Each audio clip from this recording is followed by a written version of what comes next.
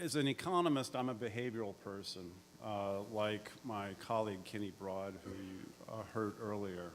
So changing behavior is crucial. So with overfishing, for example, we need to manage not just the fish, but the people catching them as well. So that's where I come in as an economist. I want to talk to you about a few opportunities and challenges with the ocean economy. We have many opportunities in terms of what the oceans do for us and how we can improve upon that situation, but of course there are many challenges as well. Okay? So it isn't enough just to say that the oceans do wonderful things for us. We need to be a little bit more specific about that. We need to try and measure that, okay? Just as we measure how our retirement portfolio is doing for us. Our savings accounts have been mentioned earlier, okay? And the reason I say this, okay, we are tremendously under-investing in the protection of our oceans in comparison to what our oceans are doing for us. So we're being penny-wise, dollar-foolish there, I'm afraid, okay? We're not making the necessary investments in infrastructure, management. We're not doing a very good job of protecting our oceans, as has been well stated today. Fortunately, there are a few folks who are trying to improve upon the situation. So there is a research effort, and here's the publication from this group that came out earlier this year, and a citation as well, where they try to track, perform estimates of what the contributions that ocean resources make to our economy each year. Now, we do this ordinarily with, say, mining, financial services, and so forth. Why not do that for ocean resources as well, okay? So again, the idea is to make sure that we're investing enough in the productivity of our oceans. Okay? And let me just, I don't want to, there is no quiz at the end of this, mind you, but I want to point out, first of all, that these are big numbers, okay? That's income generated per year. Here we have numbers of jobs, okay? And these are billions of dollars. Billions doesn't have the effect on people that it used to, right? Okay, lots of jobs. And in particular, I want to point out to you that it's really tourism and recreation that generates the majority of the jobs and income. This may strike some of you as a bit counterintuitive, but it makes sense. Oceans provide a lot of amenity value, okay? That's what you get when you look out the window at the bay, after all, okay? And that also is a challenge for us because that's a very intangible sort of benefit, very hard for us to measure and therefore to protect. There are other ways of trying to gauge what ocean resources do for us. Another is to say, well, ocean economics isn't what the oceans are doing for us directly, but rather the things that happen in ocean, coastal states, okay? If you adopt that definition, then, that's the green circle as opposed to the blue one, okay? That's a more liberal definition, but it's very suggestive about the scale of what our oceans are doing for our economic system, okay? On the order of 80% of our economic activity in the United States.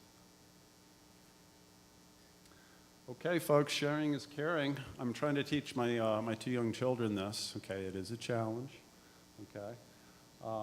And as an example, I give you the Arctic, okay, where I'm very pleased to hear earlier that we're not rushing into overfish right away, anyhow.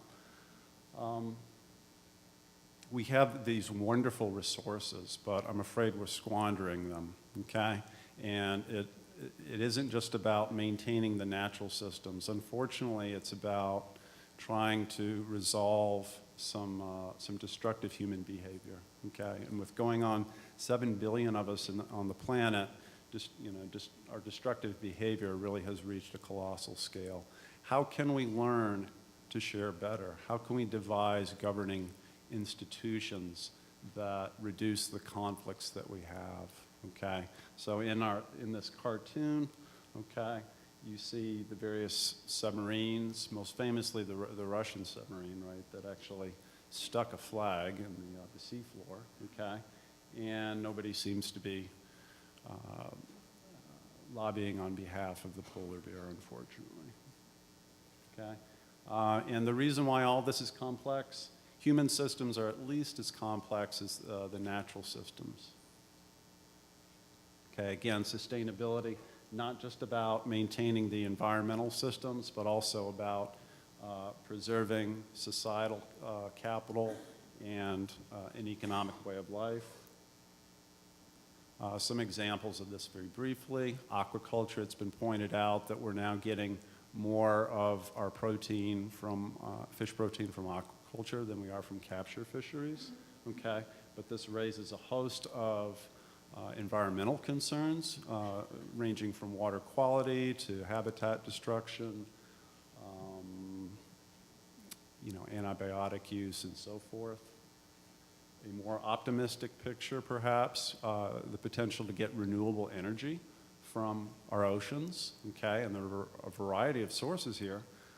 We can use thermal energy in the thermal gradient in our oceans to generate energy. Of course, wind, tidal movements can generate energy. And here is something that appeared in the New York Times recently. This is I guess you could say this is a portfolio approach. They're combining wave action to generate power along with wind turbines, okay? And this is the true portfolio approach, people, okay? An energy island, okay, where you have solar panels, wind turbines, and so forth, okay? Is that the future? Okay, well, another source of energy from ocean resources, algae, okay? We have this all the time anyway. It would just be a matter of actually farming it on an industrial scale. If you simply combine sunlight, CO2, and nutrients, which again, we're already doing anyway, you can generate an awful lot of biofuel along with a protein source that's suitable as an animal feed. Okay? Unfortunately, despite all that we have to gain from our ocean resources, we haven't really done a very good job of sharing them, okay? And there's a basic problem here that sharing problems or resource conflicts become more complex as the number of resource users increases, okay? So in a sense, you can have a lot of people involved in a governing structure. You can have an effective governing structure, but you can't have both, okay? And we're seeing a pretty good example of that conflict in the effort to replace the Kyoto Agreement, okay? So when we have a global environmental problem, as we do often with our oceans, it's very difficult to get the nations of the world to see beyond their own immediate economic interest and to do what's right for the planet as a whole, unfortunately.